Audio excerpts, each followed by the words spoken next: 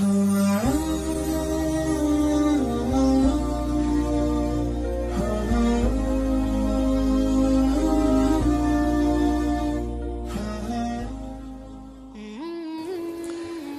rawuh ingkang kawula mulyakaken nggih.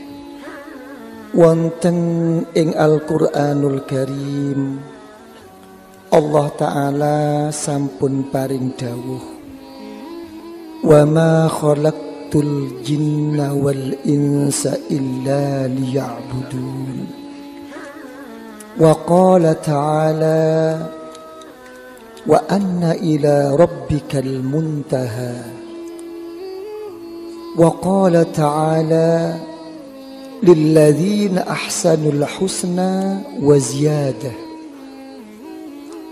Wa qala ta'ala wujuhu yawma idzin nadirah ila rabbiha nadirah.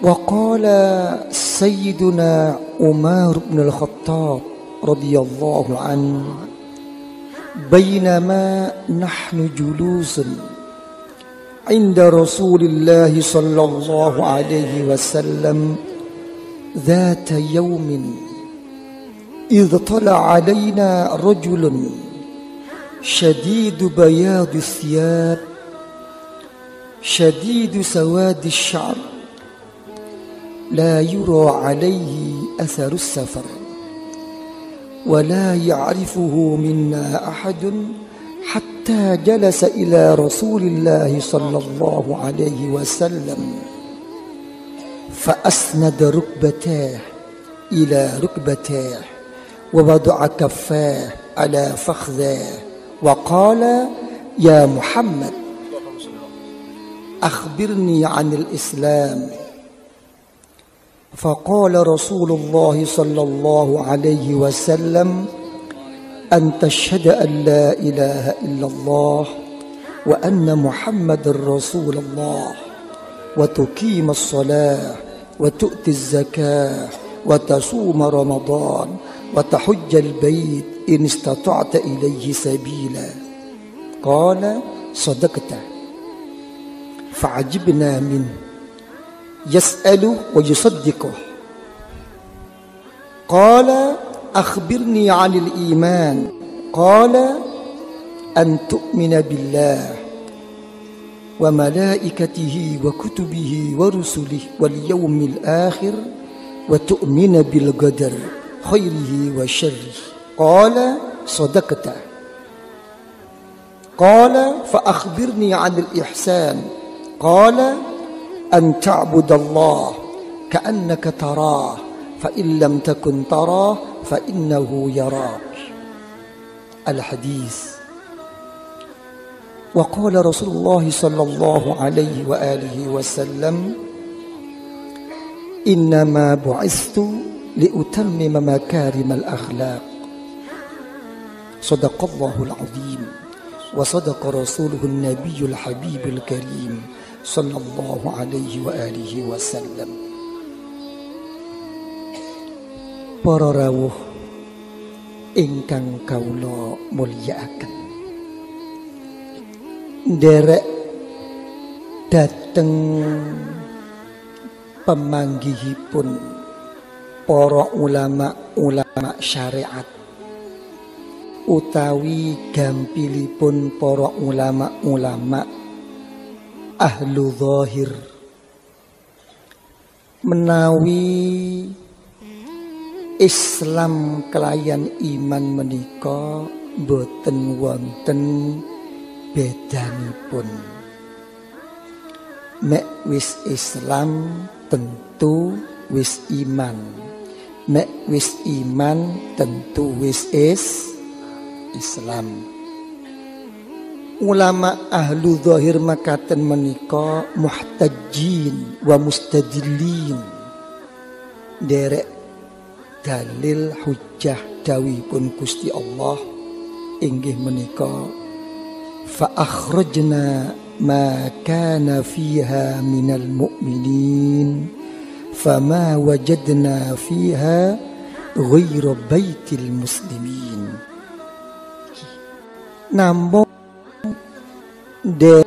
dateng pemanggihipun para ulama sufiyah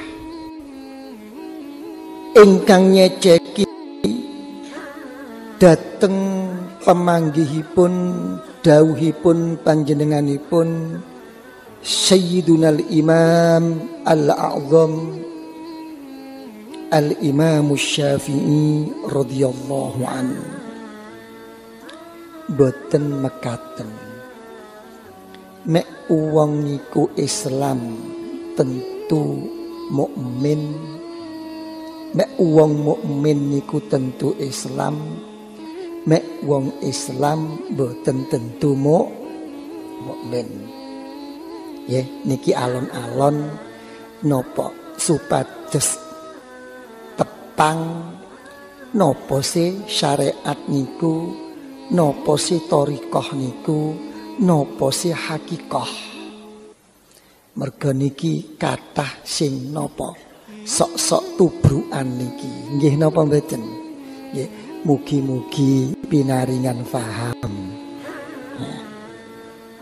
Merga napa dawuhipun Al-Imam Syafi'i radhiyallahu an min anna fil Islam umuman wa khususan fa kullu mu'min muslimun wa laysa kullu muslimin bimu'minin. Merga napa kok ngeten? Merga ulama ahlu tasawuf, ahlu sufiyah istidlal ihtijat kelayan dawuhipun Gusti Allah ndawuhaken wonten ing Al-Qur'anul Karim napa wa qalatil a'rabu amanna ojo kon trimo Muhammad, ojo jawaban Muhammad kul lam tu'minu walakin qulu aslamna. Terasipun ayat walamma yadkhulul imanu fi qulubikum kawit kon ngomong amanah. Pun paham ya? Lajeng menawi sampun mekaten pemahamanipun mek wong Islam durung tentu mukmin, mek wong mukmin niku tentu Islam. Mek wong muhsin tentu muslim, tentu mukmin, mek wong muslim mukmin boten tentu muhsin. Iki jangan-jangan merga napa? Mirsanipun hadis Rasulullah sallallahu alaihi wa alihi wasallam ingkang dipun wulangaken dening panjenenganipun malaikat Jibril dhateng panjenenganipun Rasulullah sallallahu alaihi wa alihi wasallam napa wonten dawuh mal iman mal Islam mal iman mal ihsan. Jadi kewontenan kula kali panjenengan niku napa ing dalem angsalipun berangkat teng Gusti Allah wonten dipun jenengi muslim, wonten mukmin, wonten muhsin. Ben paham nggih? Jadi dos pundi menawi sampun mekaten berangkat kula kali panjenengan dhateng ngersanipun Allah melalui 3 resep, melalui 3 cara. Cara napa? Wonten cara amalul Islam, wonten cara amalul iman, nomor 3 wonten cara amalul ihsan. Mek cara istilah para ulama sufiyah wonten cara syariat, wonten cara thariqah, wonten cara hakikah. Ben nggih, wonten kelas SD, wonten kelas SMP, wonten kelas SMA. Lajeng dos pundi cara Islam menika minangka tamhidun lil iman, minangka cara, minangka landasan, minangka napa ancang-ancang kanggo munggah dhateng makom iman.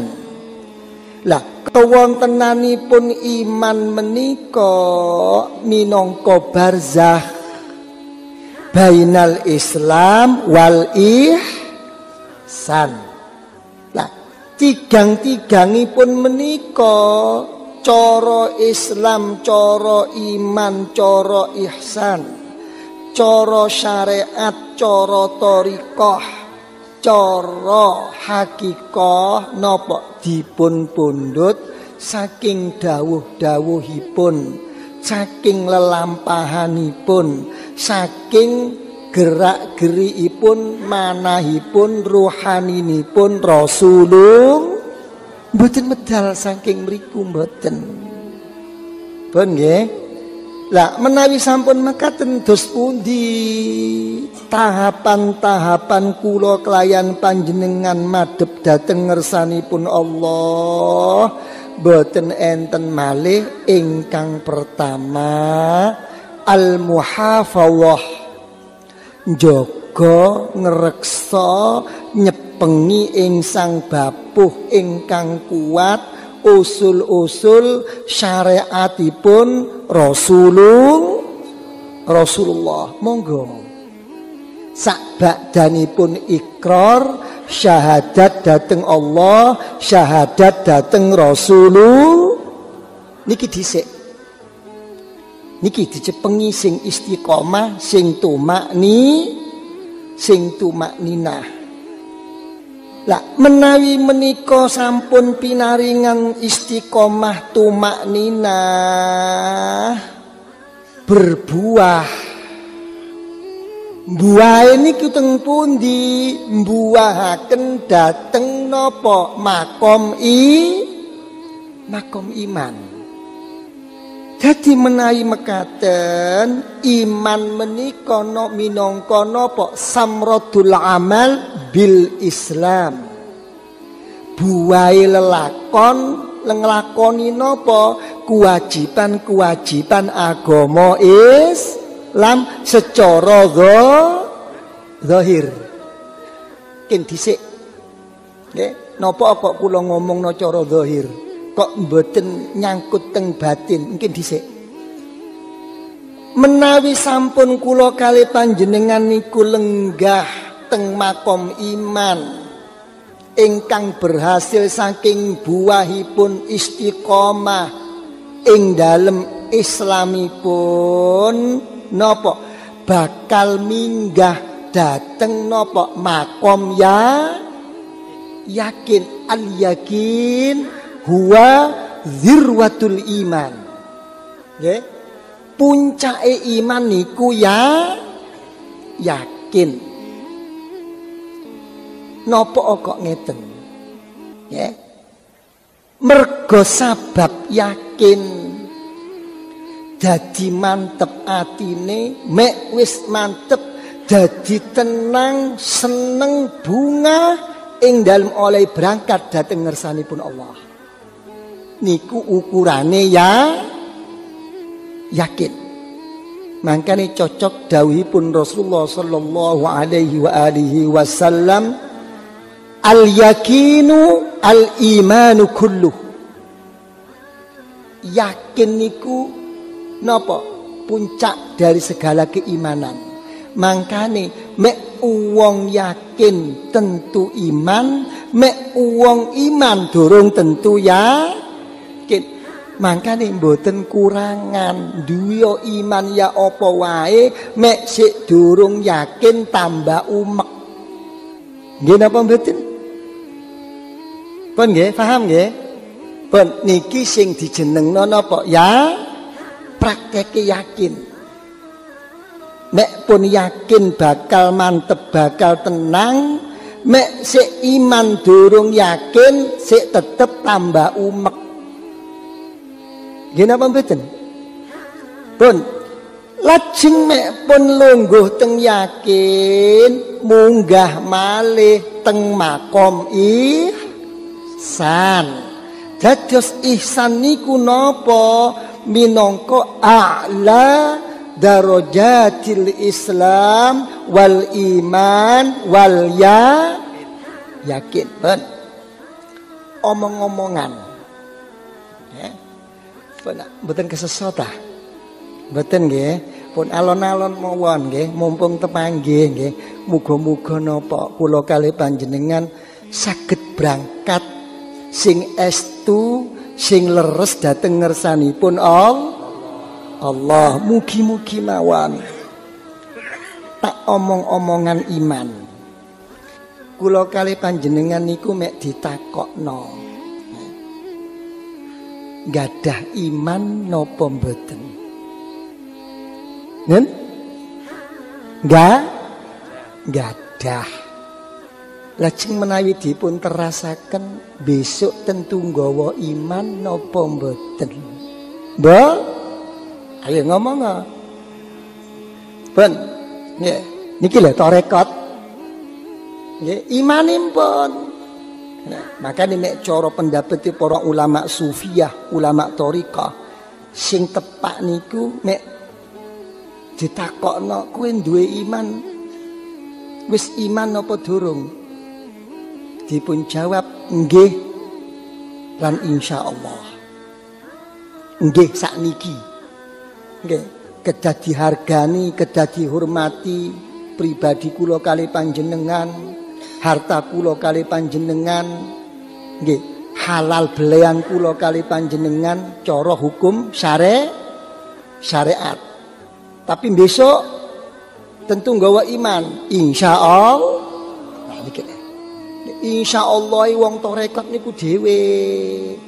Insyaallah wong tarekat niku menyangkut ndonga dhateng Gusti Allah muga-muga nggih ta mek insyaallah wong Jawa sing akeh niku napa tata-tata arep mundur niku nggih napa mboten rawuh napa mboten benjang insyaallah hati-hati niku sing akeh niku jaga-jaga gawe alasan niku mek insyaallah wong tarekat dibarengi ndonga muga-muga dhewe napa mboten. Pun kula tak omong-omongan iman. Anna halal iman. Kedudukanipun iman kula lan panjenengan dhateng Gusti Allah niki kewontenanipun yazidu wa yanqus. Niki. Kedudukan iman kula kali panjenengan niku saged tambah saged kirang tambahipun menawi nglampahi ingkang dipun ridhoi Allah kirangipun menawi mboten nglampahi ridhonipun Allah. Dados ukuran tambah kurang niku dipun pirsani napa berangkatipun. Lajeng dos pundi? Dorongan ingkang kuat mek cara montor niku saged berangkat mergo akine nggih napa mboten? Komplit napa mawon? Cukup ilmune. Nggih napa mboten? Cukup napa-napane. Cukup ilinge. Nggih berangkat mboten berangkat niku ukurane niku napa sak pinten ing dalem kekuatanipun yakine teng Gusti Allah. Dorongan amaliyah niku al yaqin. Mboten nyangkut teng iman niki mboten. Nyangkut teng yakin. Nggih. Merosot minggahipun. Nggih. Olehipun berangkat teng Gusti Allah niku ala qadril yakin. Niki Jadi mboten enten napa-napa hasile saged berangkat teng Gusti Allah liwat yakin. Gitu. Lak mangkane kula eling dhateng setunggalipun kitab ingkang dipun dawuhaken dening Sayyidunal Imam Ali bin Abi Thalib radhiyallahu an wa karramallahu wajhah dawuhaken qalilun minat taufiq khairun min kasirin minal aqli wal ilm. Dawuhaken titik oleh taufik luwih apik luwih mulya tinimbang wong akeh akale pinter ilmune tapi gak oleh taufik saking ngersanipun Allah. Niki ma huwa taufik. Sing jeneng taufik niku napa? Sing jeneng taufik niku khalqut ta'ah. Mek wis akale ilmune iso dibuktekno berangkat menyang Gusti Allah, dilakoni perintah Allah, didoi larangane Allah, niku jenenge taufik. Mek sik durung berangkat niku sik dereng pikantuk niki mek cara amaliyah. Ben nggih? Jadi cara ringkes sing dorong kula kali panjenengan berangkat niku yakin nggih napa mboten? Sing dadekno bersihipun manah kula kali panjenengan oleh iso berangkat liwat yakin dibalekno nyadari atine mergo pikantuk taufik hidayah saking Allah. Lha niki lho gathuk. Taufik niku aja terima gawe omong-omongan tok. Taufik niku bangsa mriki. Makanya sampean dilok teng manakipun Sultanul Auliya Sayyiduna Syekh Abdul Qadir Al-Jailani radhiyallahu an napa dawuhipun menika wa kana qadamuhu tafwid wal muwafaqah ma'at tabarri minal hauli wal quwwah. Kanjeng Syekh niku napa sing gawe dasar niku napa? At-tafwid wal muwafaqah. Durung-durung atine niku pasrah teng Gusti Allah. Durung-durung napa senden dateng Gusti Allah. Cukup senden mboten nek wis senden wal muwafaqah. Sing cocok, sing sesuai karo konsep-konsep aturan-aturan main sing wis diketepno dening Rasulullah. Lho niki lho. Kita sinten mawon pun nek mboten cocok kali konsep mboten saged kok. Pasrahe pun cocoke kali aturan pun cukup mboten cukup. Ayo dibarengi nok jerone ati ma'ad tabari minal hauli wal quwwah. Ojo ngrasa ngaku-ngaku. Nggih, ojo kabeh niku dipun balekaken berkat rahmat pitulunge Gusti Allah. Mek wong niku ngaku-ngaku mpun ta. Awwalul hifzi alladzi yaqa' li auliyaillah, kawitane perlindungan Allah melindungi dhateng waliyun min auliyaillah niku siji dhisik dibersihno atine sangka sifat mek wong niku sik kenek sifat ngerasa pun ta napa niku setengah sampel niku pun nggih kula baleni malih sing dorong kula kali panjenengan maju mundur tambah boten tamcing napa? Ma huwal Islam? Ma hiya syariah? Cara ringkesipun asy-syariah hiyal ilmu bil yakin. Jadi syariat niku napa? cuma minangka pengetahuan, minangka ilmu sing diweruhi, sing diilmoni cuma babakan ilmu ya. Durung dadi yakin, durung cuma weruh. Pun paham nggih? Makane nek cara omong-omongan niku enten mutasawif, enten sufi. Enten wong pinter ilmu tasawuf, enten pancen wong ahli sufi niku enten dhewe-dhewe niku. Dokter kali ahli napa? Ahli napa? Promasi napa nika? Obat napa nika? Farmasi. Dhewe nggih.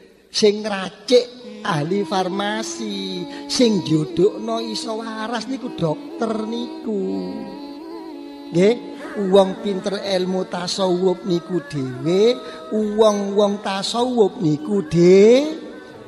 Dadi wong ahli ilmu tasawuf niku ibarate andong, enten andonge tapi mboten enten jarane. Kira-kira mlaku napa mboten?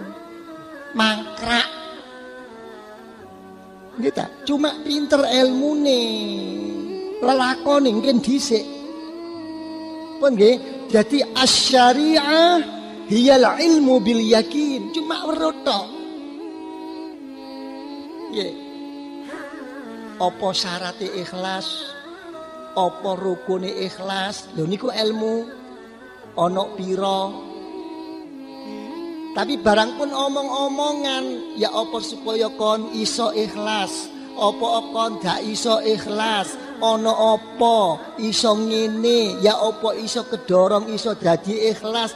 Lho niki omongane napa ahlu tasawuf, dudu omongane wong pinter tasawuf didik. Kon, you understand? Kita niki sepatus jelas nggih. Pun niku sing napa cara syare. Lah mek thariqah napa? Wat thariqah nggih hiyal wuku' fi ainil yakin. Thariqah niku napa? Mek wis tumiba, mek wis pun melebet ing dalem hakikatipun ya yakin berangkat empun niki. Kita lah ing dalem berangkat kala wau niki wonten napa? Nemu napa wonten ing ngersanipun Allah? Babakan nemu niku sing dijenengi napa? Musyahadah. Nggih niku sing dijenengi napa? Sampun lungguh teng makom hakikat. Jadi al-haqiqah hiya syuhudu man yatawallallah biriayatihi min ibadi. Mek wis ing dalem ibadahe, zikire, sembayange iso temen-temen manggih Gusti Allah atau wong rasa dipun pirsani Allah niku ndudukna pun lungguh makom ya napa musyahadah kula kali sampeyan mboten weruh, mboten kenek diomongno. Merga niki babakan rasa mboten kenek diceritakno. Nggih napa mboten? Napa malih rasa musyahadah teng Gusti Allah. Nggih ta, wong nyritakno rasane jeruk mawon repot kok. Nggih napa mboten? Mek pun padha mangan jeruk sing diomongno dhewe-dhewe rasa niku. Terus kula kelegen, mangke jenengan gak patek legi. Nggih napa mboten? Mangke jenengan malih malah matur rada pahit. Mungkin situke malih ngomong rada kecut, aja disalahno musyahadah niku teng pundi mawon monggo. Sing penting mboten melanggar peraturan syariatipun Gusti Allah. Mboten lepas saking akhlakipun Rasulullah, mboten kena didilok, mboten kena diomong. Musyahadah niku napa? kados omong-omongan wala ainun ra'at wala udhunun sami'at wala khatar ala qalbi bashar napa min haqaiqi batini. Wis manggon ana jerone atine dhewe-dhewe. Lho niki lho. Rasa sapira sih senengmu mbuh gak kena diomongno wong babakan rasa kok. Sapira sih enake ya mbuh. Lho niku lho musyahadah. Pun nggih, pun paham. Pun jadi mek pun ngeten berangkat teng Gusti Allah niku enten cara syariat, enten cara thariqah, enten cara haqiqah. Jadi mek nderek napa nahjis sulukiyah wat tarbiyah, mek cara perjalanan mahiyas syariah. Fasyari'ah an ta'budah. Nggih. Sing jeneng praktek syariat niku pokok nglakoni ibadah. Aturan maine cuma liwat netepi syarat rukun. Mangkane syariat niku hubungane cuma karo genahno disiplin zahir ya apa syarate duwe wudu. Mek wis wudu banyune kudu suci, kudu nutupi aurat. Nggih napa mboten? Madhep ngulon, rukuke ngene, sujude ngene, iktidale ngene, sah, cukup, atine mbuh. Niku sebatas menika syariat. Pun paham nggih? Kanggo ngurusi ati. Lho niki kan dhisik niku kedah munggah teng makom Thariqah napa? Thariqah niku cara praktek at-thariqah antaqsidah. Ngerti tujuane. Dawe Allah pun jelas innas sholata tanha 'anil fahsya'i wal munkar ala bidzikrillah tatmainnul. Balak-balik sembayang, balak-balik wiritan, balak-balik zikir, napa sik umek mawon atine? Napa coba? Napa sembayangi sing salah? Napa janjine Allah sing salah? Napa wonge dhewe sing salah? Niki merga napa? Merga sik durung iso nyuwijekno tujuan dhateng ngersanipun Allah. Masih bener ya apa wae ibadahmu secara syariat mek sik durung nyuwijekno menyang Gusti Allah berarti ati kula kali sampean niku sik dialing-alingi karo Gusti Allah. Mangkane tujuane zikir thariqah niku napa li izalati hujubin nafas kanggo ngilangno dialing-alingi atine dening Gusti Allah. Pun nggih niku makom thariqah. Saking welase Gusti Allah, nek sampai sembayang kula kali sampean niki napa dianggep diterima karo Gusti Allah. Nek cara-cara jujur, kata sing mboten sah sembayang kula kali sampean niku. Nggih napa mboten? Kathah tiang-tiang sing ala ghairi ilmin. Gak ngerti ilmune nggih ta mboten ngerti mboten nutuk pemikirane tapi melok-melok ngrembug melok-melok maido nggih napa mboten ing mangka wong ngeten niku nggih pun sadar dawuhipun Gusti Allah wala taqfu ma laisa laka bihi ilmun innas sam'a wal sara wal afida. Mek gak duwe ilmu ojo melok-melok. Kudu kon ilingi. Besok peninggalmu, pengrungumu sampai atimu ditakoni dituntut karo Gusti Allah. Napa malih sing kon rewuk, sing kon omongno iku kon dudu ahline iku urusan agama. Ya wong-wong sing kaya ngene iki lho Mas yo pinter ya napa mawon mbarakno dadekno kiamat. Idza wusida apa amduli ghairi ahli fantaziris saah. Perkara alim ya sing alim, pinter ya sing pinter, tapi kabeh niku enten lungguhe dhewe-dhewe. Nggih napa mboten? Napa malih ilmune Allah. Wong ilmu zahir men enten fakih dhewe-dhewe kok. Nggih napa mboten? Sak rai niki lho pinten ilmu niki mbon. Ahli gigi dhewe, ahli bibir dhewe, nggih napa telinga dhewe. Nggih napa mboten? Wong untu mawon macem-macem kok, orto barang. Napa malih ilmune aja kaya yek-yek. Napa ingkang dadosaken pemikiran kula niku kathah tiyang-tiyang niku ingkang sok-sok nggada pemanggih, sok-sok nggada dawuh. Nggih, tapi niki mboten teng mriki, mboten teng mriku tebih mriku. Teng mriki mboten Jawa Tengah mboten enten, mriku lho mriku. Nggih ta? Niku wonten ndawi niku napa? Ngalang-ngalangi ing dalem masalah thariqah. Ojo pisan-pisan ngayom mlebu ana ing sak ngisoring yup-yupaning thariqah. Apa maneh ana pelatarane hakikah. Mergo ilmu tauhidmu, syariatmu sik jurung jeru. Enten apa mboten teng mriki niki? Enten apa mboten? Nen? Wong thariqah sing gak enak aja diomong. Enten apa mboten?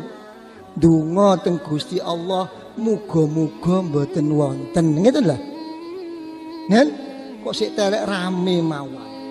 Enten apa mboten? Wong pinter ngeten lho.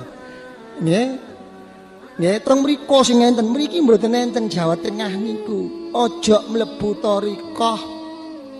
Mergo syariatmu, tauhidmu sik durung jeru. Siji.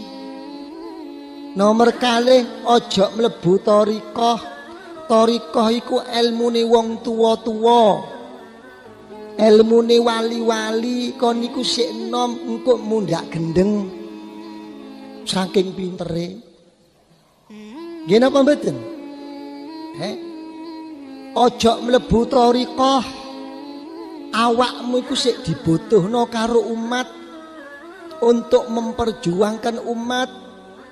Dawe Kanjeng Nabi sapa wae gak merhatekno, gak ngurusi bi amril muslimin falaisa minna. Kon niku dibutuhno sadaya negara. Dalile tepak tapi oleh ngenggo mugi mboten won. Mek sampai wonten dos pundi? Kaifa hukmul mu'tarid? Uwong-uwong sing ngomong kaya ngeten niku. Nggih, sampean jilok teng Kutubus Sufiyah al-mu'tabarah. Faharamun fayal'anuhu Allah la yuflih abadan. Uwong sing duwe omong kaya ngono iku hukume haram. Dilaknat karo Gusti Allah. Wong sing kaya ngono gak bakal bejo. Napa malih niki mek oleh ngomong kaya ngeten niku dibaringi ingkar. Min anna thariqah laisat min sunani Rasulullah sallallahu alaihi wa alihi wasallam. Tarekat iku duduk termasuk sunnatur Rasul. Iku saking barang-barang anyar lelakon sing kaya ngono iku faqad kafara wartadda an dinillah. Naudzubillah min zalik.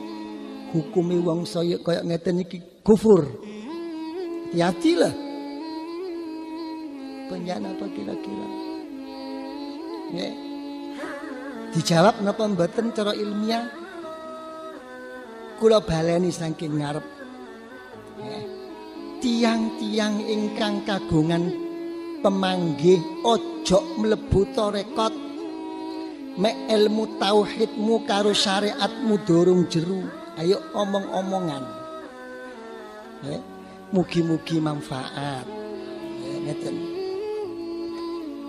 Anna ilmallah wasi' la yu'ad wa la yuhsar. Ilmu ning Allah niku luas. Nggih napa mboten? Mboten saged dipun itung napa malih dibatesi. Mboten enten marine ilmu ning Allah. Ing mongko kula kalih panjenengan niku kagungan umur. Al-umur kadhaif. Umur niku kaya daya. Sak pira sih suwene daya niku. Nggih napa mboten? Lah berhubung umur kula kalih panjenengan niku kados daya, nggih ta ayo disangoni urip niki sing dadekno genah, sing dadekno slamet donya akhir. Babakan ilmu sing dadekno slamet niku ing dalem ilmu niku napa sih? Mboten dawa-dawa engko dhisik. Sing penting napa mawon sing dadekno wajib. Cara ilmu aqaid sing dadekno wajib niku napa? Paling cuma aqaid 50. Nggih napa mboten? Sak pira wajib, apa wajibe Allah, apa sing muhal menyang Gusti Allah, apa sing jaiz menyang Gusti Allah, apa sing wajib nang para nabi rasul, napa sing muhal, napa sing jaiz, niku tok mawon. Nggih ta? Ajenge sampean unggah-unggahno sing nemen. Gak dito dadi ulamaul muwahhidin, malah sampean ken kula kali sampean dadi ulamaul mutakallimin, cuma nggunem tok. Mboten dadi ahlut tauhid, cuma dadi ahlul kalam. Kula pirsani teng kitab Iljamul Awam ala Ilmil Kalam. Saking panjenenganipun Sayyidul Imam Hujjatul Islam Al-Ghazali radhiyallahu an. Imam Ghazali niku dipun suwuni pirsa. Matur Imam Ghazali, ana apa? Wonten tiyang niku bodoh. Bodoh. Lajeng wonten tiyang niku ajiz, apes. Pinter tapi sakjane gak mampu. Wong pancen ilmu niku mboten marine kok. Ajis niku mboten nganggep wong niku mboten pinter, tapi kon sakjane niku gak mampu mek kon terusno. Ngeten lho. Nggih, mal farqu bainal ami wal ajiz. Lajeng napa dawuhipun? Lah tiyang ingkang bodho mboten mampu niki selalu bahas mawon napa ing dalem masalah ilmu tauhid. Niki dos budi, fama toriku. Dadosaken slamet, dadosaken sae niku dos pundi? Dipun jawab dening Imam Ghazali ngene lho. Mergo iku ilmu tauhid iku nyangkut menyang Gusti Allah. Enggokno. Aja kon turuti, aja kon ladeni, enggokno. Kon sibukno nang ibadah menyang Gusti Allah. Kon sibukno karo sembayang, kon sibukno karo qiraatul Quran, kon sibukno karo zikir, kon sibukno karo maca selawat. Ayo enggokno. Mek sik tetep pikiranmu kaya ngono terus, enggokno nang bahas ilmu liya sing gak nyangkut nang ilmune Gusti Allah. Babakan fikih, napa babakan nahwu, napa sharaf. Ayo mek sik tetep pikiranmu kaya ngono, slemurno nang bab penggawean sing sibuk nyambut gawe. Nyambut gawe sik tetep kena penyakit kaya ngeten. Wis nek ngono lakonono maksiat. Coba. Lakonono maksiat.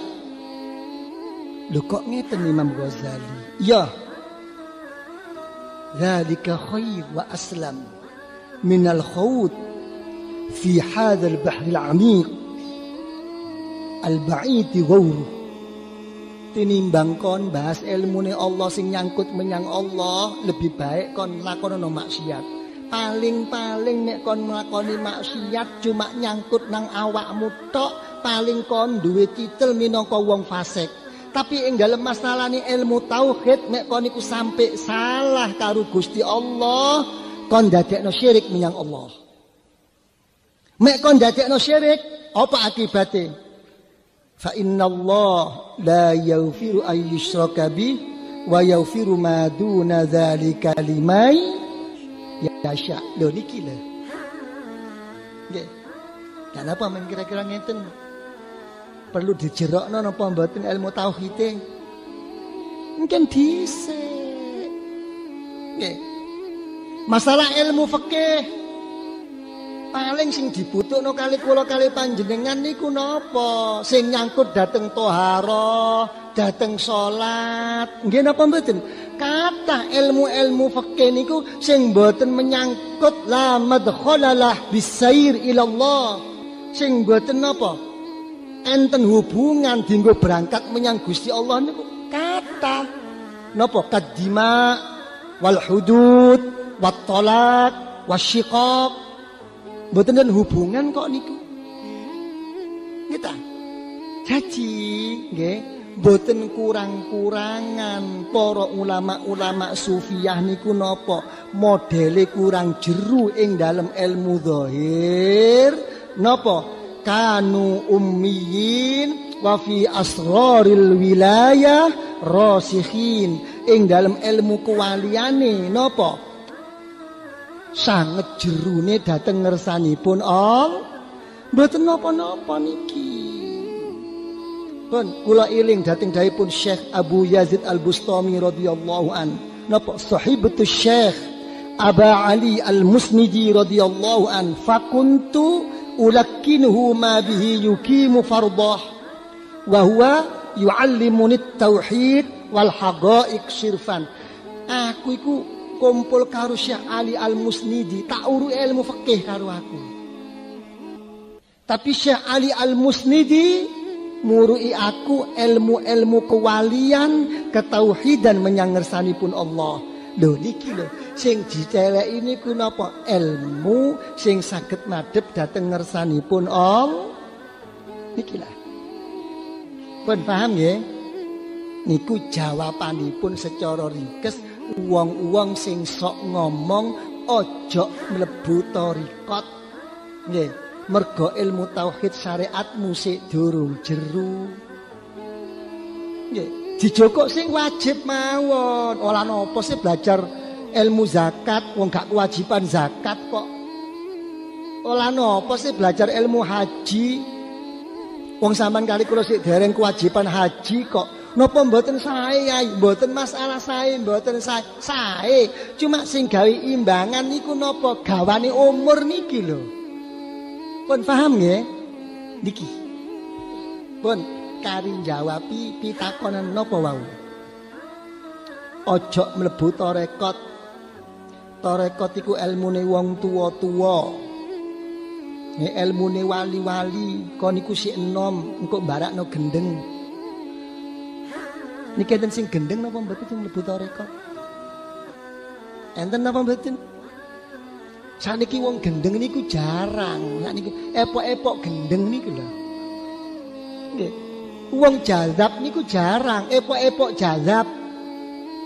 Nggih ta? Wali niku angel katone, epok-epok wali niku sing kathah.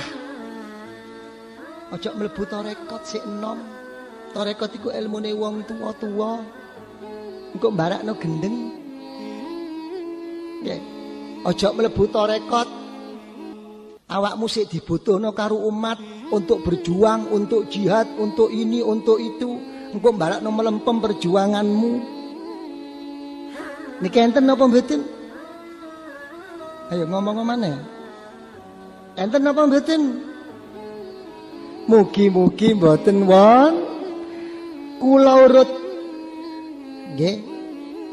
Anna min halil dzikri waz zakir.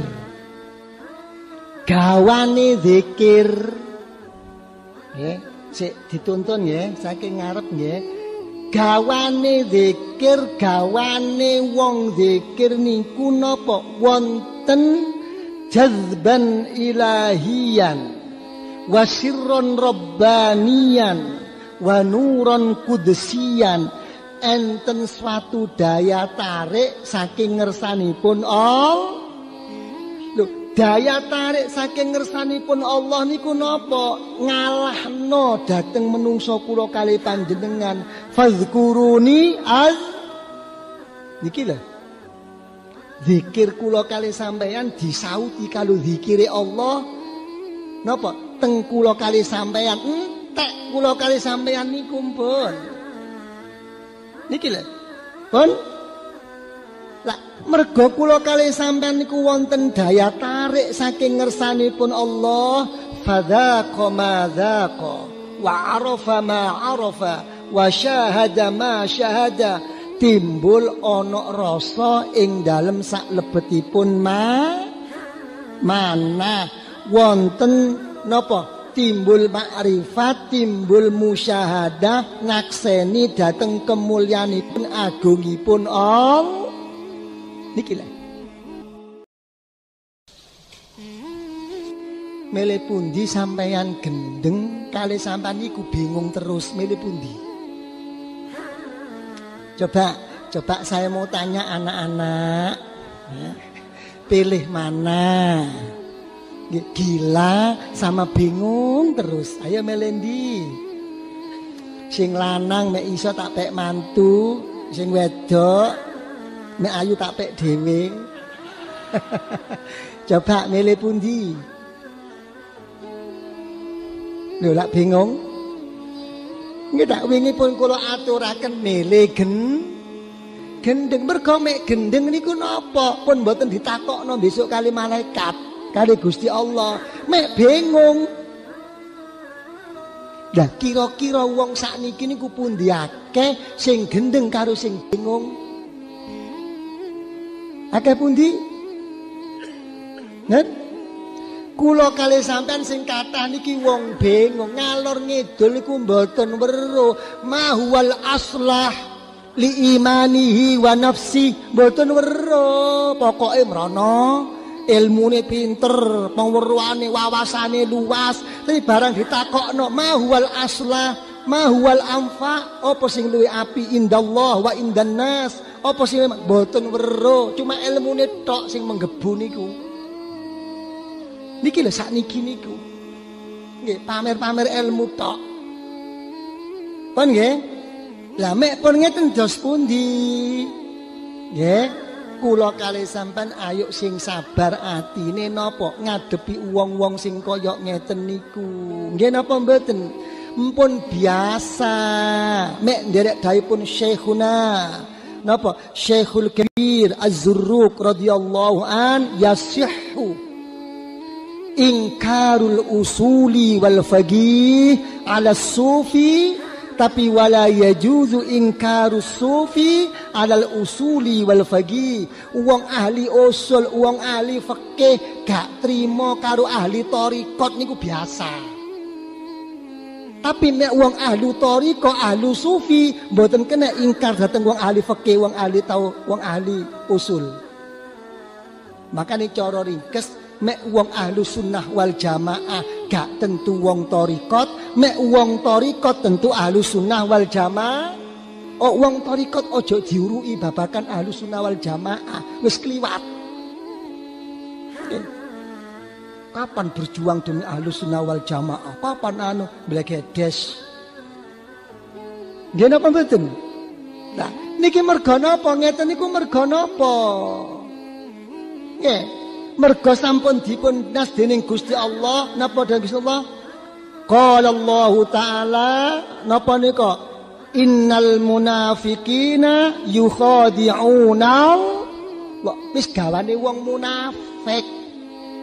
Nggih, mulak-malik omonge niku pun gawane niku. Ing mongko sing digawe mulak-malik niku enten hubungan kali Gusti Allah. Aja ngono kon. Nek kon sampai kaya ngono, wa huwa diuhum dibales karo Gusti Allah. Sing pinter kon. sing cukup wawasanmu, sing tepak dalilmu, sing metu ilmiahmu nok cangkemmu, tapi atimu gak ngene sakjane. Niki sing dituding karo Gusti Allah. In tubdu au tukhfu yuhasibukum bihillah. Niki lho, wa makaru wa makarallah wallahu khairul. Pun gawane wong munafik berselimut di dalam nopo, di dalam ilmunipun, berselimut di dalam amaliyahipun, perjuanganipun, dalam kedudukanipun, tapi sakjane mboten ngeten. Niku gawane wong munafik. Nggih, nek cara dawuh-dawuh napa-napa, al mutazayyinun salasatun, mutazayyinun bil ilm wa mutazayyinun bil amal wa mutazayyinun bitarkit tazayyun. Niki ana wong niku ilmune cuma minangka pepaes, minangka hiasan tok, sakjane gak ngono. Ana wong lelakone perjuangane cuma minangka pepaes. Aku ngene karena Allah, demi untuk agama Allah, demi untuk bangsa dan negara. Hati-hati, tambah kon sebut tambah dadi penyakit kon megak beres. Ya, tapi enten wa mutazayyinun bitarkit tazayyun. Enten uang-uang niku napa? Menunjukkan menghias diri tapi dibuat hiasan niku. Dijak ngomong titik ndilu. Terus pundi Pak? Anu yai anu. Duka kula pun mboten ngomong niku Allah. Waduh. Nggih, dijak urusan napa mawon Allah pun ngomong niku kula eling Gusti Allah. Allah. Waduh. Nggih, gaya-gaya wali. Nggih ta? Nek cara wong kepenitiaan niku dadekno ketua penitia, dadi anggota penitia semangat. Barang gak dadi penitia pun mboten molek-molok kula pun sing penting kula pokokipun nderek mawon pun tahuan sakjane gak trimo niku. Nggih ta? Lho niki sing paling bahaya niki. Ya, niki munafik. Innal munafiqina yukhadi'una Allah wa huwa khadi'uhum. Ojo maneh zikire, ojo maneh kumpul-kumpul ngajine, ojo maneh mara karo wong-wong sing saleh, sembayange khusus karo Gusti Allah, males. Abot ilmune sing diomongno. Engko dhisik sik akeh penggawean, engko dhisik sik ana sik durung selesai, engko dhisik sik ngene-ngene. Niki lho biasae wong kantoran. Salah mboten salah. Sing barakno mboten sae niku napa? Engko dhisik barang pun wayahe sembayang nggih padha mawon mboten khusyuk. Napa kok mboten khusyuk? Mergo oleh sembayang pun kepepet. Lho wis jam ngene. Wong kadang-kadang napa malih sembayang niku mboten khusyuk. Wong krungu adzan niku kadang-kadang disengeni. Wis cepet-cepet wis zuhur. Lha apa wong adzan kon sengene niku? Kenapa mboten? Lho niki lho thariqah niki lho. Neta. Ojo perjuangane, ojo zikire, ojo ibadahe, sembayange niku lho. Idza qamu ila sholati qamu kusa. Males. Ogah-ogahan. Nek sampe dilakoni, napa malih perjuangane sing ketok wong, sing dirasakno wong. Sembayange zikire mboten ketok wong mawon napa yuraunan nas, riya. Nggih. Napa akibate wong sing kaya ngeten niku? Napa? Cuma siji tok, wala yadhkurunallaha illa qali. Awake dhewe zikire titik, gak trimo titik, ana wong zikir dilokno. Nggih napa mboten? Niki gawane wong munafik. Niki ing mek wong thariqat niku mboten. Gawane wong thariqat niku mestine ayo mek iso zikir. Mek gak iso zikir, ayo kumpul karo wong sing seneng zikir. Lah ngeten ta? Mek gak iso kumpul karo wong sing seneng zikir, ayo sing seneng karo wong zikir. Mek gak seneng karo wong sing zikir, aja ngilokno wong sing zikir. Kumpul dak iso, seneng dak iso, aja ngilokno gak iso. Benjing kumpul karo sapa? Niki lho. Pun kula baleni malih kanca-kanca ahli zikir napa ojo sampai napa gampang mboten trima dilokno karo wong pun biasa.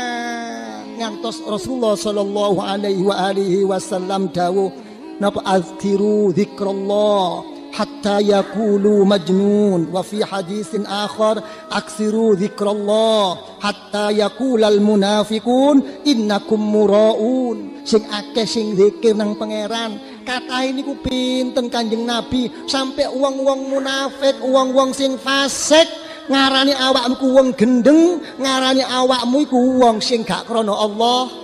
Sik kurang napa? Nen? Mboten wong-wong sakniki mboten cendikiawan anyaran mboten trima niku. Zaman Rasulullah sallallahu alaihi wasallam wekdal Kanjeng Nabi melampah kaliyan setunggalipun sahabat ana wong zikir banter la ilaha illallah la ilaha illallah mboten trima. Duh Kanjeng Nabi ojo banter-banter apa duh Kanjeng Nabi wong-wong niku mbok alon-alon lak enak zikir lan apa banter niku niki riyak. Kanjeng Nabi dijawab kali Kanjeng da'hu fa innahu awwah. Ojo melok-melok tinggalan iku wong-wong sing ketarik menyang Gusti Allah iki. Jadi mulai biyen niku pun enten wong musuh wong zikir niku pun biasa gitu masa lalu. Nggih napa mboten? Alah kok diolong napa malih wong sing ngeten zaman sahabat napa barokah mirsani Gusti Kanjeng Nabi mulya kaya ngeten sik gampang kaget karo wong zikir napa malih wong anyar-anyaran sing gak zikir. Alah niku biasa niku barang kuno ngilokno niku. Nggih ta? Ya napa kira-kira? Mboten napa-napa. Dadi wong tarekat kudu siap diarani wong gendeng mboten napa-napa. Pancen wong tarekat kudu gendeng kok. Nggih muga-muga gendeng. Nggih napa mboten? Muga-muga gendeng. Ya napa niki? Lha niki tujane wong mlebu tori ojo gampang playu. Biasa di luar lapangan niku ngomel. Niku lak penitia maido ta. Sopo sih sing gak iso ngritik? Pemikir, pengkaji. Wah, biasa niku sing dipikiri, sing dikaji niku lak kekurangane wong ta. Napa malih salahne wong? Awake dhewe kok nyekel. Wah, mboten kira saged. Ngompajen penitia maido. Nggih napa mboten? Nggih kata sampeyan nek ndelok bal-balan kali kula niku goblok. Ngiring ngono ae gak iso. 12 pas ae gak mlebu. Kene po, sampean mlebu gak iso tambah melentong. Mun biasa niku. Alah, kok nuruti wong munafikun, wong fasikun niku. Paham nggih? Lha niki aja kaget mek sampean diarani, "Oh, gendeng wong zikir bablah, muga-muga gendeng." Nggih. Ayo gak wani amin. Pun nggih, bos lajeng napa? Gawane wong mlebu zikir teng tarekat niku napa? Mergo ngerti, ngeweruhi, ngerti nyadari mek awake niku napa? Nggak kathah kekurangane, kathah cacate, kathah aibe wonten ing saklebetipun manah. Napa malih mek wong niki ngantos kagungan sadar atiku gak bakal bersih, nafsuku gak bakal suci, mek aku gak nganggo tarbiyah ing dalem zikir thariqah hatta staufa ila hadratillah sampai digawa mati. Ya napa hukumi? Haram. Dosa menyang Gusti Allah. Ya niki ing dalem masalah thariqah. Lajeng menawi sampun mekaten mek wau sampai diilokno ojo mlebu tarekat dhisik mek awakmu sik durung tuwa. Enten to? Nggih ta? Urusan tarekat niku mboten urusan tuwa enom mboten. Urusan wong mlebu tarekat niku napa? Cuma pompong awake niku sik seneng dibiasakno eling menyang Gusti Allah. Nggih napa mboten? Arep-arepe besok mek sampe ngadepi susah gak ngenteni eling menyang Gusti Allah, wis diilingi karo Gusti Allah. Ayo nggih napa mboten? Kira-kira sampean kali kula niku eling pundi waktu seneng karo waktu susah? Nggih. Temen pundi oleh eling Gusti Allah waktu seneng karo waktu susah. Waktu muga-muga susah. Ayo. Muga-muga Allahumma lho boleh guyu. Repot sampean niku. Sampean purun susah napa mboten? Nen? Po sing dikarepno susah nok torekot niku mboten kok susah rezekine, mboten kok susah karire, mboten. Sing dimaksudno susah niku nyusahi awake atine sik durung iso temen karo Gusti Allah. Nek wong torekot niku bingung. Kaifa askuruka wa kaifa la askuruka. Dos pundi kula ya Allah, mboten syukur dhateng panjenengan ya Allah. Lajeng kados pundi kula ya Allah, mboten syukur teng panjenengan. Lajeng kados pundi kula syukur kok sik ngeten mawon ya Allah. Lho ngeten wong tarekot, mboten kok nyusahi zahir, nyusahi atine de. Muga-muga Allahumma sorone rek. Kon nggih? Pun susah niku napa sih? Susah niki mek besok mati gak nggawa ayo ngomong. Ayo waktu seneng ilingo pangeran. Besok mek kon susah napa malih susah diilingi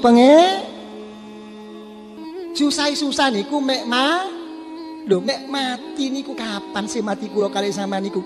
Ngenteni tuwa napa ngenteni nom? Ngenteni sadar napa ngenteni mabuk?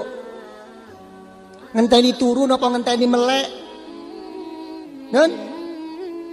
Mboten enten, mboten. Sing diwedeni niku mati mboten nggawa mboten urusan umur wong mlebu tarekot niku urusan mati mboten nggawa niki lho. Gawan kula kalih sampean niki mboten terlalu percaya karo janjine Allah. Tapi kenyataannya sisi yang lain mboten temen teng Gusti Allah. Niki lho. Kita mek wong sing agung-agung teng ngersane Allah. Napa mboten enten marine niku wong pancen awake ngrasa susah menyang Gusti Allah kok. Selawase niku napa seneng susah tetep senden teng Gusti Allah. Niki suatu peristiwa wekdal perang Badar niku Rasulullah sallallahu alaihi wasallam oleh nyuwun dhateng Gusti Allah serbane niku slendange niku ngantos ceblok. Donga teng Gusti Allah. Allahumma ahdaka wa wa'dak in tuhlika hadhihi al-isabah lam tu'bad ba'da al-yawm. Ya Allah, janji panjenengan ya Allah, janji panjenengan ya Allah. Wonten ing perang Badar menika ya Allah menawi kula kelan para sahabat ya Allah panjenengan paringi menang ya Allah. Mek sampai kalah para sahabat nika perang ya Allah mboten wonten malih tiyang ingkang nyembah dhateng ngarsa panjenengan ya Allah.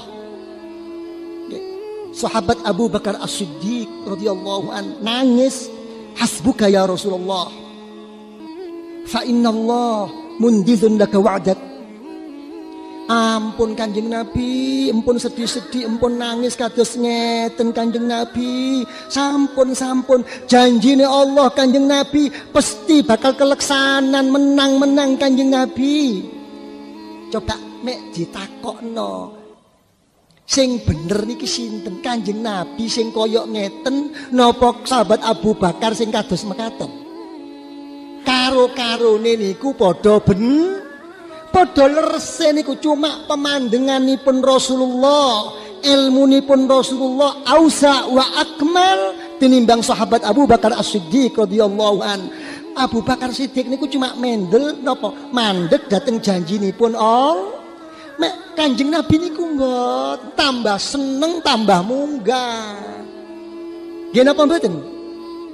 Tambah madhep mboten tambah lerek. Seje mek kula kalih sampean mek wis nglakoni sembayang beres. Pokoke wis mari wajibe. Nggih napa mboten? Baru semangat maca wiritan, maca ijazah, maca donga, nek kate ana mereke, nek ana fadilahe. Suatu peristiwa wekdal perang Badar niku Rasulullah sallallahu alaihi wasallam oleh nyuwun dhateng Gusti Allah serbane niku slendange niku ngantos ceblok. Donga teng Gusti Allah. Allahumma ahdaka wa wa'dak in tuhlik hadhihi al-isabah lam tu'bad ba'da al-yawm. Ya Allah, janji panjenengan ya Allah, janji panjenengan ya Allah. Wonten ing perang Badar menika ya Allah, menawi kula kan para sahabat ya Allah, panjenengan paringi menang ya Allah. Mek sampai kalah para sahabat niku perang ya Allah, mboten wonten malih tiyang ingkang nyembah dhateng ngarsa panjenengan ya Allah. Sahabat Abu Bakar As-Siddiq radhiyallahu an nangis, hasbuka ya Rasulullah. Fa innallah mundizun laka wa'dak. Ampun Kanjeng Nabi, ampun sedih-sedih, ampun nangis kados ngeten Kanjeng Nabi. Sampun janjine Allah Kanjeng Nabi pasti bakal keleksanan, menang Kanjeng Nabi. Coba nek ditakokno, sing bener niki sinten, Kanjeng Nabi sing koyok ngeten napa sahabat Abu Bakar sing kados mekaten? Karo-karone niku padha padha lerse niku cuma pemandanganipun Rasulullah, ilmunipun Rasulullah ausa wa akmal tinimbang sahabat Abu Bakar As-Siddiq radhiyallahu an. Abu Bakar Siddiq niku cuma mendel napa mandeg dhateng janjinipun Allah. Mek Kanjeng Nabi niku mbot tambah seneng tambah munggah. Nggih napa mboten? Nih, tambah madhep mboten tambah lerek. Seje mek kula kalih sampean, mek wis nglakoni sembayang beres. Pokoke wis mari wajibe. Nggih napa mboten? Baru semangat maca wiritan, maca ijazah, maca donga, mek kate ana mereke, mek ana fadilahe. Nggih ta? Fadilahe ngene. Akhire sampean kali kula niku madhep kali pangeran niku cuma ndelok-ndelok waktu tok. Barang butuh diwaca, barang kepepet diwaca, nggih napa mboten? Barang ngeten diwaca, barang aman. Nggih ta?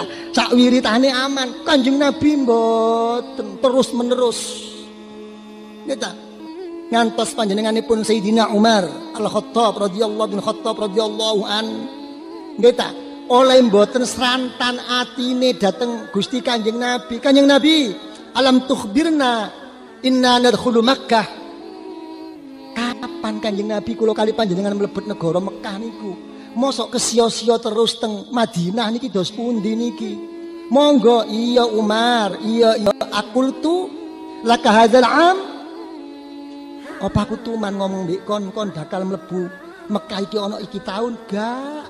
Cuma tak dudukno janjine Allah. Wis tak pokok innaka dakhiluha wa mutawwifun biha. Engko besok kon bakal mlebu nang Mekah kok. Ojo takon saiki kapan-kapan iki.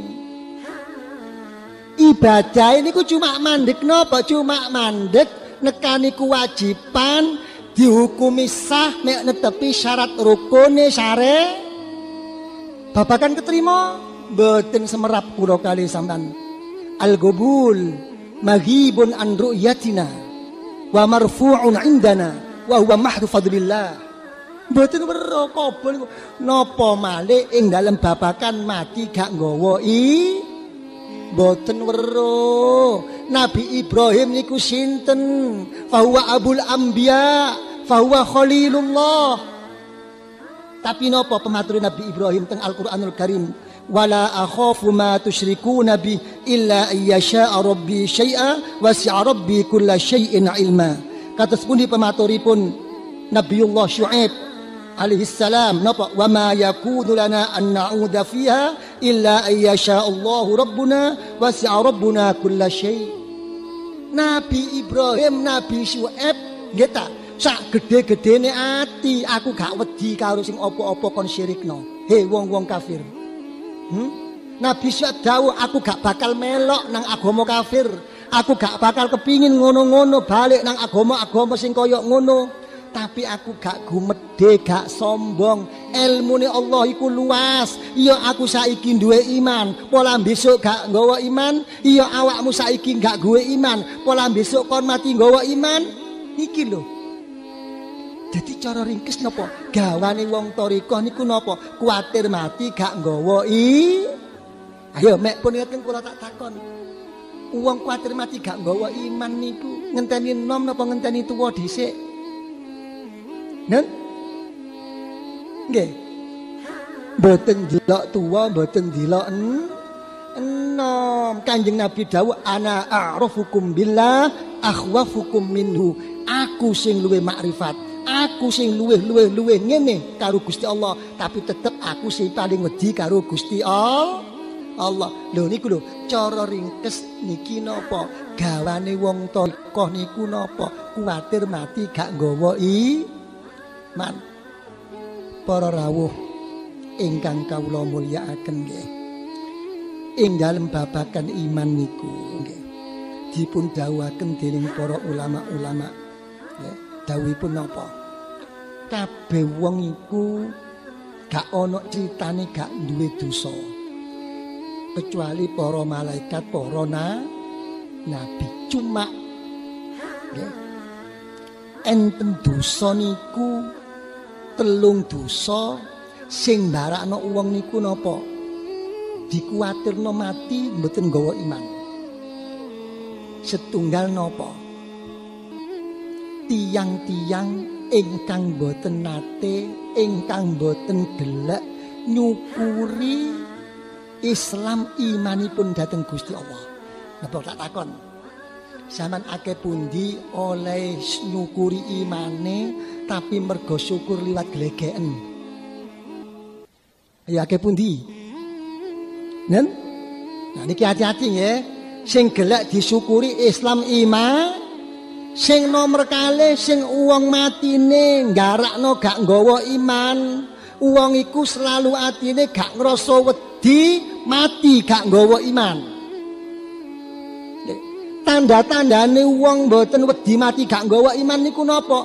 Nglakoni apik napa mawon, nglakoni ibadah perjuangan napa mawon, selalu ngrasa beres cukup sampurna.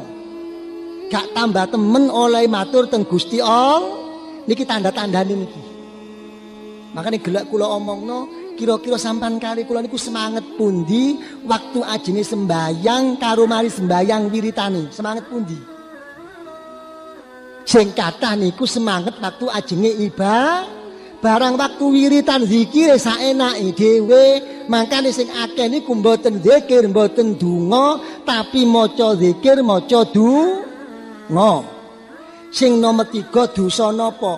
Gelek zalim karo sepadane. Nggih, nglakoni zalim karo wong liya. Ditambahi dening para napa? Dening para habaibina wasadatinal idham, termasuk wong niku kuwatir mati gak nggawa iman, mek gelek nglawan karo wong tuwa lho. Uququl walidain. Nggih. Pun nggih. Jadi cara ringkes sampun jelas wong ngayom sak ngisoring yup-yupan thariqah niku napa? Mboten ngenteni tuwa, mboten ngenteni enom, mboten ngenteni bodho, mboten ngenteni pinter.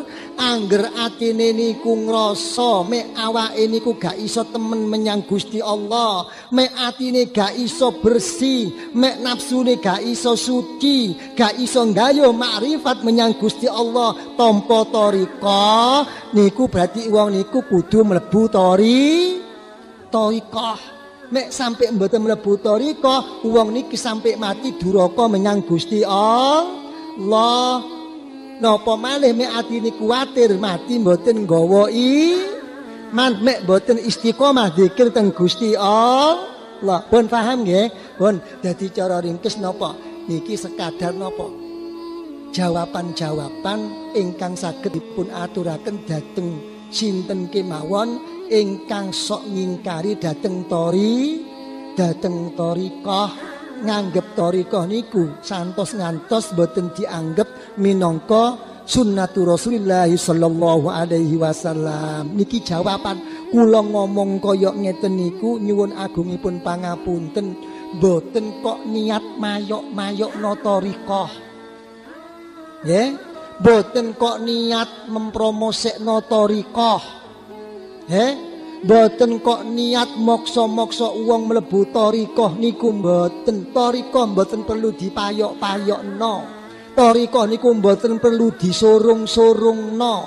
Thariqah niku mboten perlu ditelek-telekno wong. Thariqah niku napa? Liwat kesadaranipun manahipun Mbak, mek sampai ilmu thariqah niku diomongno kaya ngeten niku mergo saaken ojo sampai uang niku ingkar thariqah. Pun paham nggih? Hati-hati. Nggih, mangkane thariqah niku uang beat niku dibagi 3. Enten beat krana tasabbuh, enten beat krana tabarrukan, enten beat niku krana tarbiyah. Mek sing krana tasabbuh niku saking krana melok-melokan tok mawon. Dasare niku husnudzon, duwe penyono karo uwong-uwong sing saleh melok tapi mboten dilakoni sae. Enten sing niat tabarukan. Niat tabarukan niku napa? Pancen pengin mlebu thariqah tapi mboten niat meguru. Cuma dilakoni napa sak karepe. Cuma telek barokah sing kaya ngeten ku minangka ijazah. Lah beat niat tasabbuh tabarukan niku mboten peduli. Beat kathah yak napa mawon, guru pinten mawon, monggo. Pun paham nggih? Lah mek niat pingin dadi uwong diuwongno uwong, napa malih besok diuwongno Gusti Allah. Iso nyafaati teng keluargane, iso nyafaati teng wong liya. Ayo mlebu thariqah secara mek cara tarbiyah mboten oleh pindah-pindah niku mboten oleh pindah mek pancen gurune niku siji mboten netepi syariat Gusti Kanjeng Nabi. Nggih napa mboten netepi iktikad Ahlussunnah wal Jamaah. Monggo. Sing nomor 3 oleh pindah mek pancen gurune niku modele kok mboten saged bekta teng Gusti Allah. Tapi ojo pindah pelencingan. Tujuane wong mlebu thariqah niku nggayuh Gusti Allah. Nggayuh Gusti Allah niku mboten hasil mek mboten netepi tata krama. Sing pinter ilmumu, sing akeh ibadah zikirmu, mek kon gak netepi tata krama menyang Gusti Allah, senajan mlebu swarga, besok gak bakal kepanggih karo Gusti Allah. Pun paham? Nggih, al-abdu yasiru bi ibadatihi ilal jannah wa la yasulu ila hadratillah wa man lam yura'il adab fi ta'ati fa huwa mahjubun an rabbih. Pun nggih, mek pancen sampean pun meguru ndadekno mboten napa saged wusul dhateng Gusti Allah, aja ingkar karo gurune. Mungkin sampean dhewe sing sik kotor. Mek pancen kaya ngeten matur netepi tata krama mboten pelencingan. Pun paham nggih? Lah, beat kula kali sampean niku tasyabuhan napa tabarukan napa tarbiyatan mboten weruh. Sing weruh niku sampean piyambak. Pun, you understand? Nggih ta? Monggo. Nggih ta? Lah, kula omongno napa osin? Thariqah niku kok mboten kena dipaksa-paksakno niku napa? Thariqah niku kok mboten kena didorong-dorongno, dipromosekno niku napa? Mergo uwang saderenge meguru niku kedang gadah jazbah ilahiyah. Kedah enten daya tarik saking ngersanipun Allah. Daya tarik saking ngersanipun Allah niku napa? Liwat rasa seneng, cinta dhateng tiyang ingkang dipun dadosaken Lho, cinta niku mboten kena dipaksakno. Nggih napa mboten? Napa kok niki babakan cinta? Mergo kula kali sampean teng guru tarekat niku ndelok minangka panutan. Nggih napa mboten?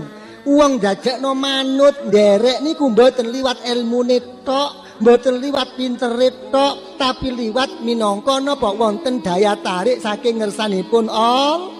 Napa daya tarik niku nderek dawuhipun Rasulullah sallallahu alaihi wasallam, humul ladzina idza ru'u dzikirallah. Wong-wong sing parek menyang Gusti Allah iku kon dilok wae, dudu ilmune, dudu kon dilok wonge dhewe wae wis ana sirik nur saka ngersanipun Allah. Sirik nure niku napa? Dilok mawon atine dadi eling dhateng Gusti Allah, ngrasakno agunge Allah, nyadari akene dosane awake dhewe menyang Gusti Allah. Lho, cara ngeten niku mboten kena diomongno. Nggih napa mboten? Salah mek tarekot niku diajak-ajakno niku. Oleh diomongno niku cuma nguwai pengertian, ojo sampai ingkar. Pun jelas napa mboten? Nggih ta? Niki kadang-kadang wong niku salah paham. Nggih ta? Pun nggih dipaksakno, mboten saged. Zaman pirsani wonten ing kitab Tanwirul Qurub Al-Imam Al-Amin Al-Qurdi radhiyallahu an. Abanipun iku Al-Mursyidul Kabir, Al-Waliyul Kabir, wali gede mursyid agung ing dalam tarekat Qadiriyah. Putranipun dikadang-kadang dados tiyang alim cukup sedayanipun, sak perlu diangkat dados gantosipun, boten kersa. Boten mau kawula mboten saged nderek panjenengan. Lho apa nak? Mergo kula niku kempal panjenengan niku napa? Sik kula niku luwih kathah minangka tiyang sepuh tinimbang minangka guru. Kula niku kok tertarik kelayan guru setunggalipun menika ingkang tarekot Naqsyabandiyah diridani kali Abah iya le. Wong pancen masalah ati niki, mboten masalah grup-grupan mboten. Pun paham nggih? Lah perlune wong niku mboten ngalor ngidul apa? Ojo merono mrene supaya ndadekno siji pikirane atine teng Gusti Allah liwat gurune. Pak niki padha mawon, wong niki jenenge putrane niki nggih putrane mboten kenek. Mboten critane imam loro niku. Sampeyan jilok teng Kutubus Sufiyah. Enten setunggalipun priagung kalih. Dipun dadosaken minangka guru thariqah kalih-kalihipun. Kalih-kalihipun niku tunggal derek. Ingkang rayi mboten purun, mergo sik ngrasa alit kakange ingkang nyepeng. Barang antawisipun dangu, rayinipun melahipun berangkat dhateng Gusti Allah, melahi istiqomah, mulai tumakninah. Kakangipun dawuh ngempalaken para murid-muridipun. Kanca-kanca murid, rupane adikku iku wis mulai berangkat menyang Gusti Allah, mulai istiqomah tumakninah menyang Gusti Allah. Adikku iku wis pancen diangkat dening wong tuaku padane aku. Saiki supaya pikiran atimu iku jenjem menyang Gusti Allah, apa sing ndadekno ketarikno atimu? Kon melok aku apa melok adikku? Ngeten. Nggih. Hadratul masyayikh la yastarik ma'a ghairiha. Setiap guru niku nggada nggon piyambak wonten ing ngersanipun Allah. Mboten enten wong tua patungan, mboten enten. Enten wong tua gabungan. Nen? Napa enten sampean? Nggih niki bapake, niki mboke. Pak, iku anak sampean separuh, anakku separuh. Napa enten? Mboten enten. Ud'uhum li abaihim wa aqsatu indallah. Nggih, jadi kudu jelas. Ya Allah wong padha wae kok. Wong iki al-wa napa? Kana abuhu wahidan wa tariqatuhu wahidatan wa silsilatuhu wahidatan. Mboten angsal. Pun nggih, niki mek pancen thariqah napa beat tarbiyah. Pun paham nggih? Sok lah besok sing diteleki niku nggih imam-imam sing jelas yauma nad'u kulla unasim bi imamihim. Mboten semrawut, mboten. Pun paham nggih? Jadi kula matur ngaten menika napa mboten enten malih tujuan niku namung setunggal, mboten krana ajak-ajak thariqah, mboten krana mempromosekno thariqah, mboten kok krana mayok-mayokno thariqah, mboten kok mergo ngakek-ngakekno murid thariqah niku mboten. Mergo niku urusan ati piyambak. Nggih napa mboten? Mek sampai ngomong kaya ngeten niku ngladeni wong-wong sing mboten paham utawa wong-wong sing salah paham sampai nuduh wong thariqah niku sing mboten niku tok.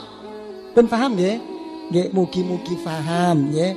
Mugi-mugi manfaati bika manah kula panjenengan napa dhateng ngersanipun Allah. Mugi-mugi pinaringan sabar. Mboten gampang kanyut, mboten gampang ngladeni, mboten gampang terpengaruh dhateng napa-napa kemawon ingkang mboten diridhoi dening Gusti Allah. Mugi-mugi pinaringan genah, pinaringan slamet fid dini wad dunya wal akhirah. Amin ya rabbal alamin. Al-Fatihah.